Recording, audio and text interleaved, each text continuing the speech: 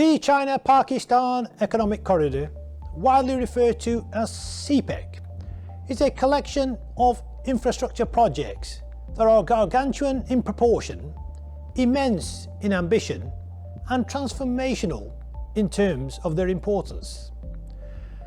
This cooperative venture between China and Pakistan, two long-standing allies, was conceived around a decade ago and is set to come at a likely cost in excess of a staggering $60 billion. It is centred around transport and energy projects. From the outset, the vision was to provide economic benefit not just to China and Pakistan, but to surrounding countries, promoting economic growth and prosperity in the region. It has been described as a journey towards economic realisation in the globalised world. Now, in order to begin to understand the relevance of CPEC, it has to be considered that this is just a significant piece of the jigsaw in the larger picture of what is known as the Belt and Road Initiative. The Belt and Road, or BRI as it is often referred to, is an epochal connectivity development plan for a global network of ports, railways and roads connecting China to the wider world. Now, in terms of scale alone, the Belt and Road is the largest infrastructure project in history and is anticipated to cost over $1 trillion. It aims to substantially improve transport and trade connections with over 70 countries across the globe. The BRI is based on the concept of the Silk Road, established during the Han Dynasty, an ancient network of trade routes connecting China to the Mediterranean. The BRI is bifurcated into two parts. Firstly, there's the Silk Road Economic Belt, of which CPEC is an integral part, which is a vision to connect China to Central and South Asia, the Middle East and Europe.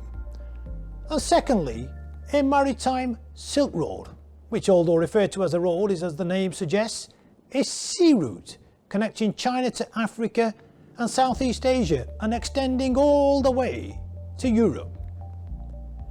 Having considered how CPEC fits into the broader vision of the Belt and Road, what is CPEC actually intending to deliver? Well, since its inception, a considerable number of projects have been undertaken as part of the CPEC initiative.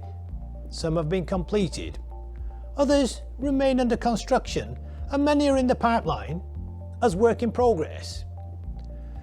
The corridor itself runs from Zhejiang province in China, ending at the ports in Gwadar and Karachi.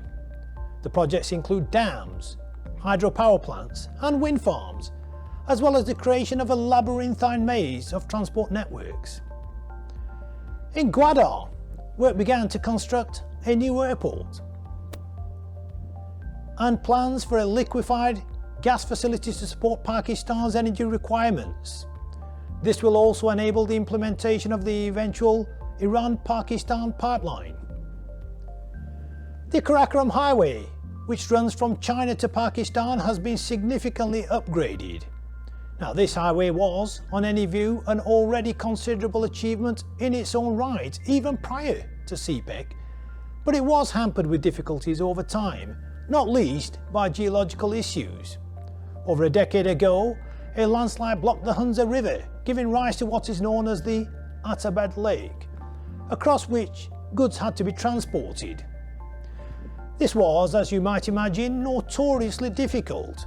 The upgrades, in the form of a complex tunnelling system, have allowed for the lake to be bypassed, thereby reconnecting the Karakoram Highway without this significant obstruction. There has also been an extensive broadening of the highways, and in lockstep with the plan for the highways, CPEC is focused on developing rail link. The rail system in Pakistan has required complete modernisation with the development of a high-speed rail network between Peshawar and Karachi, enabling a more than doubling of the speed of current travel by rail. There is also the additional peripheral development of an Orange Line metro in Lahore.